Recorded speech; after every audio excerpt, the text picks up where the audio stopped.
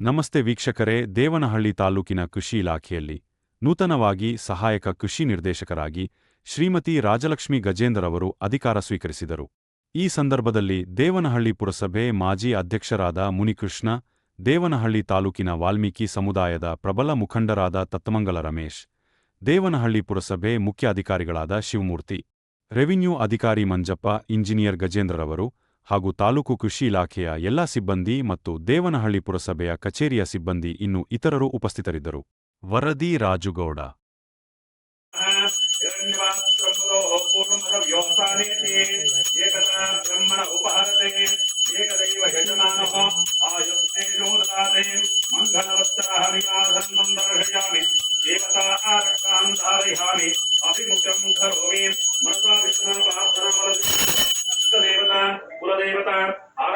ಬರ್ತದೆ ವಿಜಯಪುರ ಕಸಬಾ ಮತ್ತು ಕುಂದಾಣ ಚಂದ್ರಪುರ ಅಂತ ಆ 4 RSKಗಳಲ್ಲೂ ಈಗ ಏನು ರಾಗಿ ಬೀಜ ಇರ್ಬೋದು, ಮತ್ತು ಕೊಬ್ಬರಿ ಬೀಜ ಇರ್ಬೋದು, ಅಲಸಂದೆ ಬೀಜ ಇರ್ಬೋದು, ಸಾಕಷ್ಟು ನಮಗೆ ರೈತರಿಗೆ ಎಷ್ಟು ಬೇಕೋ ಅಷ್ಟೆಲ್ಲ ನಾವು ಒದಗಿಸಿದ್ದೀವಿ. ಅಂದರೆ ಸ್ಟಾಕ್ ಇದೆ ಹೋಬಳಿ ಲೆವೆಲಲ್ಲಿ.